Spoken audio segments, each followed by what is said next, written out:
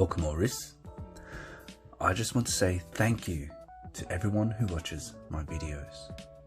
I took some notes on your suggestions in my State of the Collection video and added a new watch to the collection. Based on your comments, it was evident my collection was missing a dive watch, and I did miss having one. A dive watch was the first automatic watch I ever purchased, specifically the Seiko SNZF 17. I've always been a fan of dive watches, but I've slowly sold mine off over the years to fund other watches. Divers are traditionally larger, but a lot of you said I needed something smaller.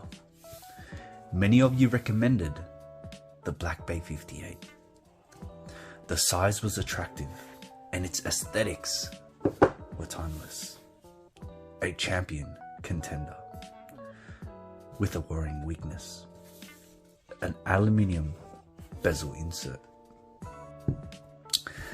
Now, to some, this is nothing to worry about, but to me, it was. Now, I mentioned my first diver was the Seiko Sea Urchin. That watch had an aluminium bezel, which scratched. Since then, I've mainly looked for ceramic bezel inserts in dive watches because they suit my style and allow me to be a little more carefree. Enter the Baltic Aquascaphe.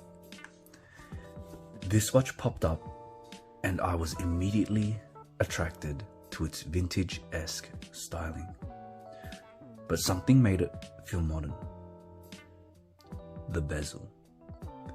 The Baltic Aquascaphe features a bezel shielded by a sapphire crystal, something I've seen and read about in other watches, but not one I'd witnessed in the flesh.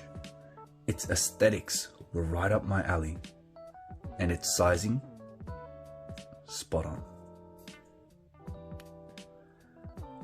Now, what I've noticed with micro brands is they focus a lot of their attention on the watch head, which is obviously a smart decision. But for someone like me who enjoys a bracelet, many of these brands fail to deliver. The Aquascaphe tells a different story. It presents on a beautifully finished and well-made beads of rice bracelet. It matches the design of the watch and breathes fresh air into the modern dive watch scene with a vintage aesthetic, separating itself from the crowd. The many actuation points in the bracelet allow it to wrap smoothly and effortlessly around the wrist and gives the watch a unique look, standing out from the typical oyster-style bracelets we see time and time again. It features a quick release, much easier to operate than the standard single quick release mechanism. It has a bounty of micro adjustment so you can find your perfect fit, but it's bound by only a push down clasp, no locking feature.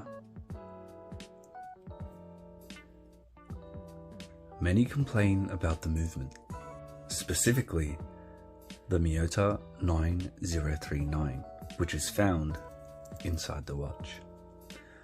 But I'm no stranger to Miyotas. I've owned many Citizen watches and others that use Miyota movements, and I've had no issues. But if you're still uncertain, Baltic tests these themselves and provide you with the results for peace of mind. Now, this watch is a gem, literally. The sapphire bezel and crystal allow it to shine and glisten. Coupled with a blue dial and bezel, it seriously depicts a blue sapphire. It's well proportioned and its elements are thought out.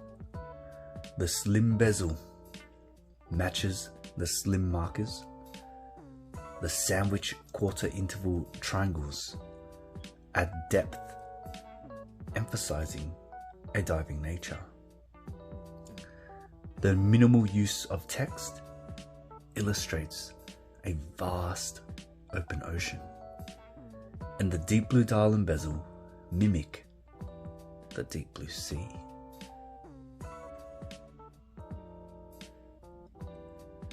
Perhaps I'm in the honeymoon period and its flaws are still hidden, but the only downside I see for the moment is the lack of a locking clasp to secure it to my wrist. You know, once I put on the watch, I don't want to take it off. Perhaps they thought to abandon a securing feature to make it easier to take off.